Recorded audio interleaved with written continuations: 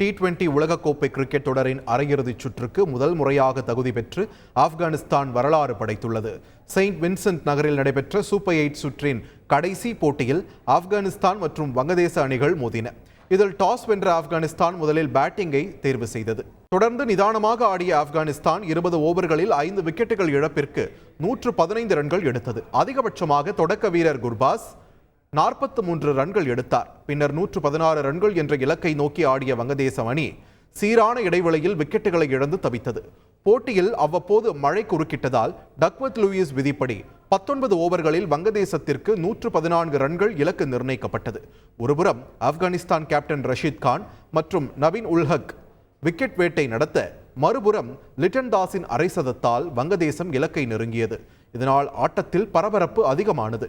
எனினும் 18வது ஓவரின் 5வது பந்தில் வங்கதேசம் 105 ரன்களுக்கு ஆல் அவுட் ஆக டக்வர்த் லூயிஸ் விதிப்படி 8 ரன்கள் வித்தியாசத்தில் ஆப்கானிஸ்தான் த்ரில் வெற்றி பெற்றது.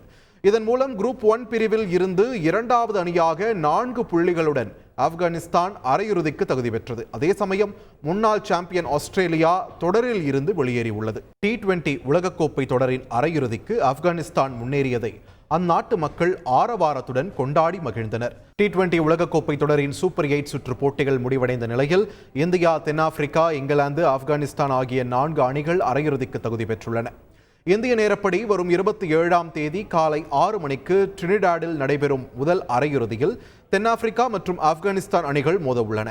இந்திய நேரப்படி அன்றைய தினம் கயானாவில் இரவு 8 மணிக்கு தொடங்கும் 2வது அரையிறுதி போட்டியில் இந்தியா, இங்கிலாந்து அணிகள் பலப்பரீட்சை நடத்த உள்ளன. ஜூலையில் நடைபெறும் ஜிம்பாப்வே அணியுடனான 5 T20 போட்டிகள் கொண்ட தொடருக்கான இந்திய அணியை BCCI அறிவித்துள்ளது. சீனியர் வீரர்களுக்கு ஓய்வளிக்கப்பட்டு இளம் இந்திய வீரர்கள் கொண்ட அணி அறிவிக்கப்பட்டுள்ளது.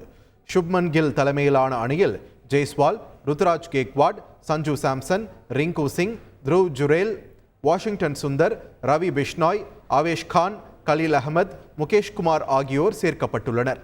IPL தொடரில் சிறப்பாக விளையாடிய அபிஷேக் சர்மா, நிதிஷ் ரெட்டி, ரியான் பராக், துஷார் தேஷ்பாண்டே ஆகியோருக்கு முதல் முறையாக வாய்ப்பு வழங்கப்பட்டுள்ளது.